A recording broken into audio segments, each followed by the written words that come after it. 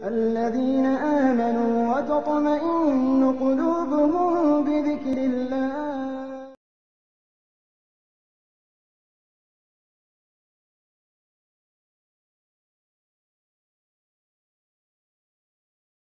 Keep on mentioning Bulugh al-Maram is because even though I'm going to read to you from Al-Muharrar, the reality is you will not be able to find Al-Muharrar in any language other than Arabic. So you can get a copy of Al-Muharrar in Arabic if you wish, but for those of you who don't speak Arabic, you won't find a copy. As for Bulugh al-Maram, you can find inshallah many copies of Bulugh al-Maram in many different languages that you can follow, and the ahadith are broadly the same. Why are we choosing Al-Muharrar over Bulugh al-Maram? Simply because Al-Muharrar just has a lot more information in it. The author brings a lot more benefit in it. The ahadith, he brings are longer versions, longer wordings. Whereas we'll see in Bulugh al-Maram that Al-Hafidh ibn Hajar, rahimahullah, he shortens the hadith very short to make it easy to memorize. Whereas we're going to hear some of the more complete hadith here. We said that this book, Al-Muharrar, is written, or it has been authored by Shamsuddin Muhammed ibn Ahmad ibn Abdul Hadi al-Jamma'ili al-Maqdisi al-Salihi al-Damishqi Abu Abdullah. We said that he was born in 705 years after the Hijrah, and he died 744 years after the Hijrah. And we mentioned that from amongst his teachers were Al-Imam al-Dhahabi, rahimahullah, Al-Imam al-Mizzi, the great scholar of Hadith, rahimahullah ta'ala, and Shaykh al-Islam Ibn Taymiyyah, rahimahullah ta'ala. And Ibn Abdul Hadi, he remained for many years with Ibn Taymiyyah, to the extent that he wrote a biography of Ibn Taymiyyah's life. He knew him that well, and he spent so long with him that he wrote a biography of his life. We said that when we're going to study the hadith, we're going to look at where is the hadith found, who is the companion who narrates it, any words we don't understand from the text, is it authentic, does it have any other words, any other books that have different ways of putting it that we can understand. And we're going to look at how the hadith relates to the chapter, what the fiqh of the hadith is, what is the halal and the haram in this hadith, and further points of benefit and maybe some of the issues of disagreement. We also didn't mention, and I just want to add this on to last week's lesson, and just take us a step further, what the author says about how he went about writing this book. First of all, the first thing we can notice about the way that Ibn Abdul Hadi, rahimahullah, deals with this book is that he has gathered all of the most important hadith about Islamic rulings.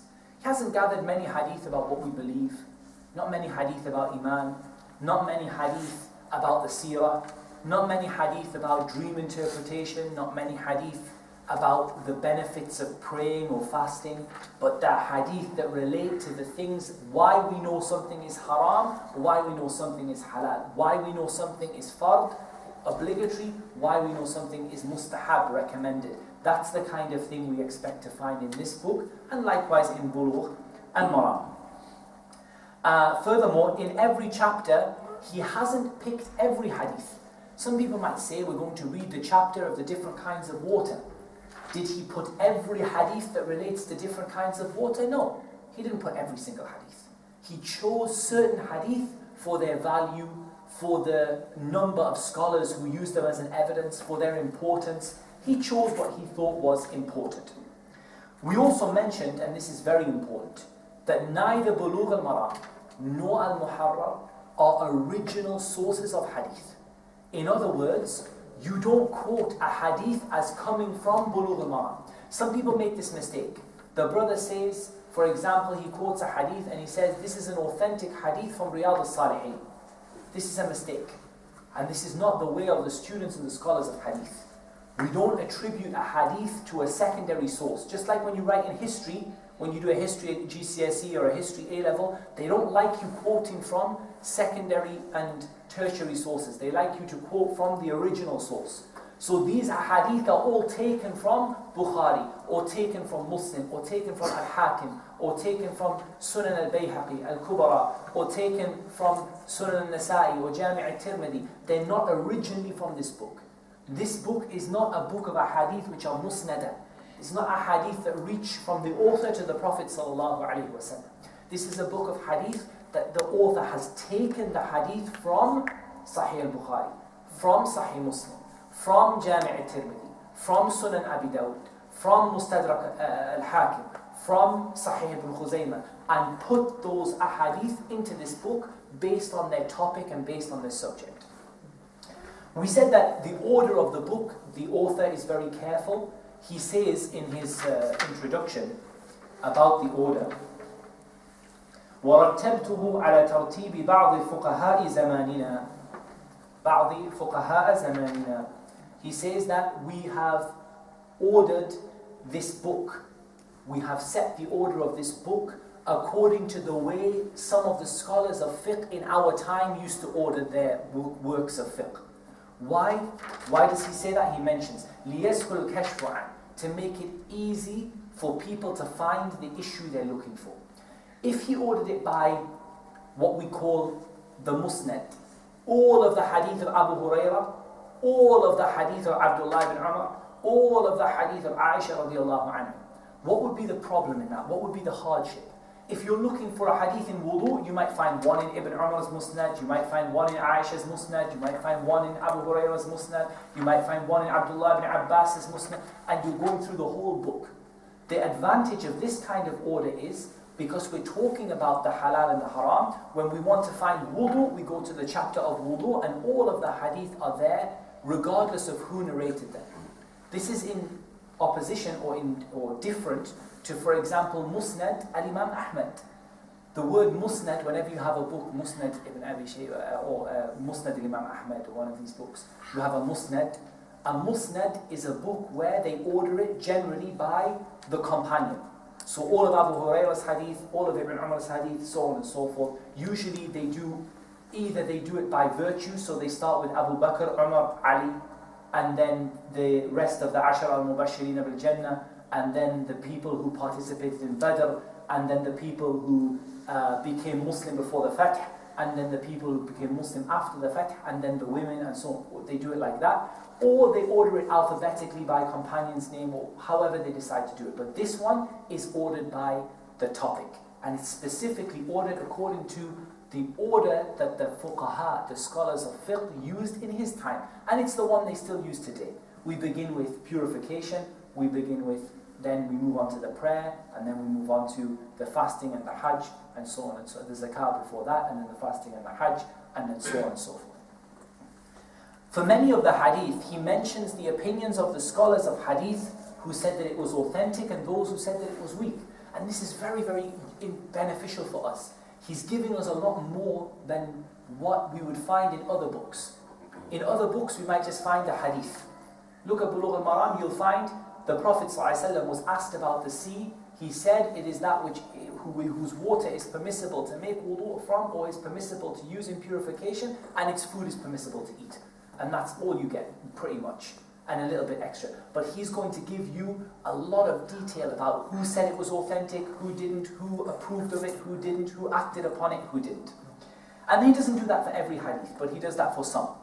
And for some hadith or ahadith, when the issue comes down to a particular person in the chain, somebody there who's not right, somebody there who there's a lot of disagreement over, he will often mention that person's name and then mention what the scholars of hadith say about him.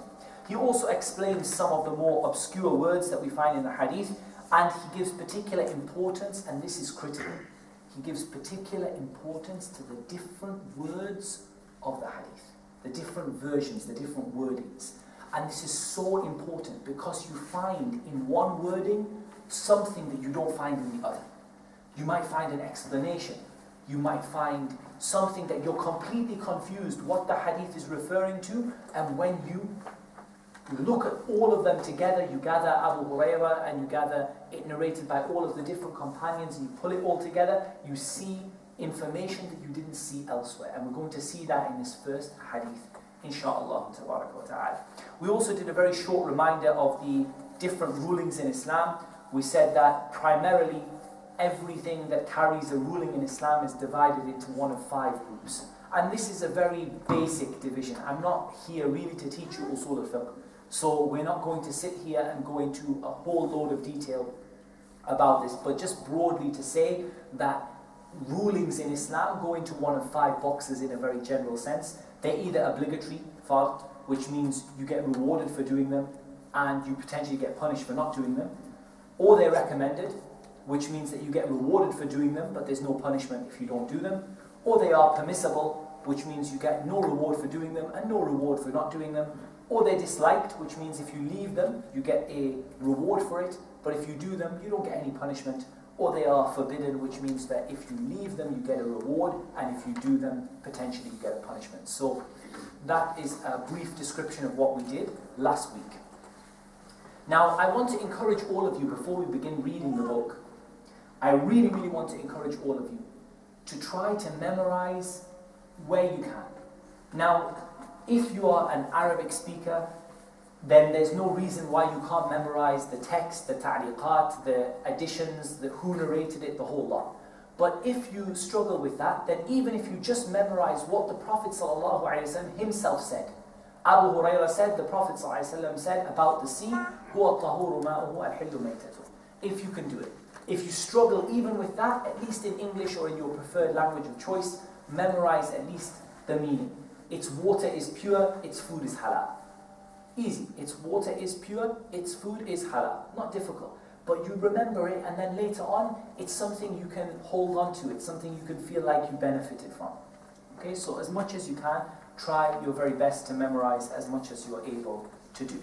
So we begin, and I'll begin by reading what the author says, and then we'll break it down into English, and then we'll look at what the author is talking about. So the author begins after his introduction, in which he says, Bismillahir Rahmanir Rahim wa bihi nasta'in, and then he begins by talking about his book. He says, Kitab al-Taharah, the book of purification. Now, people might be confused and think, well, I thought this was called Kitab al-Muharram. I thought this book was called Al-Muharram. I didn't think this book was called At-Taharah. There are 2 different kinds of books we're talking about here. There is the book which is the whole thing, and then within this book, the book is divided up into kutub, into books. And the reason it's divided up into books is because the word kitab in Arabic, the word kitab is something which is large in size and it gathers together many different things in one place. So something which is large in size, you know, it has, you know, a bump, it gathers things together, it's a large in size, and it covers together, it brings together many different types of things in one place. So what the authors would do is that the main chapter heading that would go on for a number of pages, perhaps it will go on for, I think now we have probably somewhere around 100 pages, or even perhaps a little more than 100 pages. Yeah, we have, when we get into the prayer starts at 90 pages or so. So we have sort of 60 pages from here which are full of everything to do with purification. And so the author would call that a book, the book of purification. And then within the book of purification, he would have chapters. And so the chapters would kind of be the small sub-chapters, and the books are the big chapters that cover everything. So a book in this context is something which is large in size and gathers many things together. In this case, what does it gather together? It gathers together all the chapters with a common theme. So all of the chapters that have a common subject or a common topic, they get gathered together into a book. And there are many books inside of this book. The number of books inside of this book, they have a large number of books, and all of these books deal with the major topics of fiqh. So at the end, at the very end of the book, we have book number 30, which is Kitab al-Tib, the book of medicine. So we have book number 30, the book of medicine, right at the very end, and we have the book of purification, book number 1, all the way through. So 30 big topic headings, and within those little chapters. What does the word taharah mean? The word tahara has 2 meanings. In English we call it purification. And purification or tahara in Arabic, it has 2 meanings. It has a linguistic meaning, a meaning in the language. And always, whenever we talk about meanings in Islam, and whenever we talk about meanings in fiqh, we're always going to talk about what it means in Arabic and what it means in Islam. And those two can be different. They don't have to be exactly the same. Let me give you an example. Hajj. What does Hajj mean in Arabic? Hajj means to intend to travel to a place, or to make pilgrimage to a place, to have a place and to intend to travel towards it. That's what Hajj means. That's what it means in the language. What does Hajj mean in Islam? It means to intend to travel towards Makkah in a certain number of months with the intention of performing the rites and the pilgrimage of Hajj. So there's a difference between the language and there's a difference between the Islamic meaning. Likewise, Sawm, fasting. What does Sawm mean? Sawm means to withhold or withdraw from something, to hold yourself back from something. So for example, we find in Surah Maryam, إِنِّي نَذَرْتُ لِلرَّحْمَنِ صَوْمًا فَلَنْ أُكَلِّمَ الْيَوْمَ إِنسِيًّا. Today I have made a Sawm, that to Allah, I am in a state of Sawm with Allah, a state of fasting with Allah, so I'm not going to speak to anybody. So the Sawm that Maryam was partaking in, it wasn't a Sawm where she was not eating and drinking. It was a Sawm where she withheld from speaking to people. So we hear that that's the meaning in Arabic, and then we have the Islamic meaning, which is to fast from the time of Fajr until the Adhan of Maghrib, with withholding from food and drink and all of the other things that break your fast. So we differentiate between the meaning in Arabic and the meaning in Islam. So as for the meaning in Arabic, it is to clean something of impurities, whether that is a physical, real thing, or whether that's meaning. Okay? Now an example of this is that Allah subhanahu wa ta'ala, if I'm not mistaken, in Surah At-Tawbah, He talks about the mushrikun, the people of polytheism. And He says, إِنَّ الْمُشْرِكِينَ نَجَسٌ. The mushrikun are najas, they're unclean. What is the meaning of unclean in this ayah? Does it mean that they constantly have themselves in filth and they never wash themselves and they never shower and they never bathe? This is not the kind of uncleanliness that is meant in the ayah. The kind of uncleanliness that is meant in the ayah is the uncleanliness of the heart, of the belief. And likewise, it may follow that by some uncleanliness in the physical sense. You know, maybe they don't do ghusl properly, they don't make wudu and so on and so forth. But the meaning of najas, the meaning of impure here is that they are, by meaning, they are impure. Their belief, their heart, their whole approach is impure. And that's a reply to someone who says, I'm not impure. I bathe 5 times a day. I make wudu just like you. There are some native Indian tribes who make wudu just like Muslims make wudu. Why does Allah describe them as being najas, as being impure? It's not a physical impurity, but it's a spiritual impurity. So the word taharah, likewise the opposite of it, it means the same. It can mean, in an Arabic sense, it can mean physical impurities, cleaning them and removing them, such as removing dirt from the carpet, removing something unclean from your clothes. It can mean to wash yourself and to clean yourself. And it can also mean to spiritually clean yourself and to remove yourself of impurities and to detox your heart and your soul. These are all meanings of tahara in Arabic. But in Islam, we have 2 definitions that I want to read out to you. One is by Imam al-Shawkani, rahimahullah ta'ala. Imam al-Shawkani, he said, it is an attribute which affirms an Islamic ruling for the one being described, that it is permissible for it to be prayed with, or prayed in, or for it to pray. Let's take that slowly from the beginning.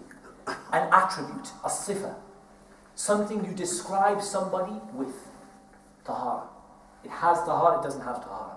Something you describe somebody with. What do you describe them as? When you describe something as having tahara, what does that mean? It means, for Imam al-Shawkani, that it is permissible for it to be prayed with, or for it to be prayed in, or for it to pray. Meaning something that you can pray with, alongside or wearing, something you can pray in, like clothes, or something that can pray, like a person. So he's describing a state where somebody, if it's an object in that state, you can pray with it, as in holding it or with it on your person. If it is a clothing, it means you can pray wearing it. And if it's a person, it means that person is allowed to pray. That's how Imam al-Shawkani described at-taharah. He said it's a description which means that if it's an object, you can pray with it. If it's clothing, you can pray in it. Or if it is a person, then they are allowed to pray. يَجُوزُ الصَّلَاةُ بِهِ أَوْ فِيهِ أَوْ لَا. Some of the scholars, in fact the majority, they describe it in a way that's a little bit easier. The removal of the state which prevents prayer. Removing the state which prevents prayer. What states prevent prayer? Like, for example, having gone to the toilet, having broken wind, having had intimate relations. These are states that the person themselves, they may be clean from top to bottom. They may have no dirt on their fingers at all. They may have no dirt on their face at all. But they're in a state where they're not allowed to pray. So taharah is something which removes that state and allows that person to pray again. And likewise, tahara refers to the removal of impurities. So if tahara refers to a cloth, we don't say the cloth is allowed to pray. We say that it's allowed, you clean the cloth, you remove the impurity, and in the cloth you can pray in it, or you can pray with it, or you can pray on it. As for if it's a person, the person is in a state where he's not allowed to pray, broke wind, went to the bathroom, and he's not allowed to pray, so now he does a procedure or a process that allows that person to be able to pray. So it is to go from a state which prevents prayer, or remove a state which prevents prayer, and to remove impurities. So again, it's very, very similar. In the first definition, Imam al-Shawkani has a nice kind of way of putting it, in the sense that if it's an object, you can pray with it, if it's clothing, you can pray in it, and if it's a person, you can pray. And that's quite a nice way of describing it. And the other way is also a nice way of describing it, to remove the state of a person where they can't pray, and to remove impurities from any object. And that perhaps is a little bit more comprehensive. And then the author, he says, Bab al-Miyah. Bab al-Miyah. And he doesn't say Bab al-Ma. So what does this word Bab mean? Bab, we translate it in English as a chapter. So the chapter of the different kinds of water. There are a couple of things you need to know about what he said about water here. First of all, he said Bab. In Arabic, why do we call a chapter a Bab? A Bab in Arabic is anything which is a madkhal, an entrance to something else. So this is like the doorway. We stood at the doorway, and the doorway has on it the different kinds of water. We open up the door, we walk in, and we see all of the different hadith that relate to the different kinds of water, and what we do with water, and when is water allowed to wash, and when it's not allowed to wash with. We find all of those together inside the door, and written on the door is a chapter title that says different kinds of water. So that's why in Arabic we call chapters al-Bab, because the Bab is something which is a madkhal, it's an entrance that lets you inside, where you have lots of things gathered together that have issues that go together, or issues that relate to the same topic. The next issue is, why did the author say Miyah and not Ma? In some wordings of the book, he says Bab al-Ma. He says the chapter of water. But why did he say waters with an S? Why did he say the chapter of waters with an S? Why did he not say the chapter of water? What do you think he's trying to tell people? He's trying to say that water is many different kinds. It's not just one kind of water. So he's not just saying the chapter of water, full stop, as though water was one thing. He says al-miyah, because you have ma'ul matar, the rainwater, and ma'ul bahar, sea water, and ma'ul nahar, you have river water, and you have ma'ul bi'r, you have water that comes from the wells in the ground, and you have water that is running and water that is still. So it's as if he's saying to you, he's trying to give you some fiqh, give you some understanding. He's saying to you, O talib ilm, student of knowledge, don't think water is one kind. There are lots of kinds of water. And that's why he uses the plural of water. The chapter, so I've called it in English, the chapter of the different kinds of water. Why did he begin with this topic? Why begin with water? Well, we said that this book is divided into two types, like all books of fiqh are divided generally into two types. Ibadat, mu'amalat. Ibadat are the worship, acts of worship, things you do between you and Allah, your prayer, your hajj, your fasting, and so on and so forth, your zakah. And then mu'amalat are the relationships and the transactions and the dealings between us, buying, selling, marriage, divorce, all of these different things. Inside of the ibadat, the worship, what is the greatest open physical act of worship? Not we're talking about the worship of the heart, which is greater, but we're talking about a physical act of worship that you do in front of everybody. The greatest one is the prayer. Before the prayer can take place, we need to be prepared for the prayer. And to be prepared for the prayer, we need to make wudu. And the very first thing that we do when we make wudu is to get water, to gather some kind of water or to look for some kind of water. And that's why the author began with the different kinds of water. Because you're off to make wudu, you're off to make ghusl, you want to get some water, and you want to purify yourself with that water, or you want to clean your clothes with that water. You might find many different kinds of water. You might find still water, running water, you might find seawater, you might find rainwater, you might find some water that has gathered at the bottom in a pond or a pool, you might find river water. Are you allowed to wash yourself? Are you not allowed to wash yourself? That's the question that we're going to ask ourselves here. So this is a good place to start. So we begin by reciting or by reading the hadith in Arabic and then by reading the hadith in English, insha'Allah ta'ala, and you guys can follow on as much as you can from the books that you have.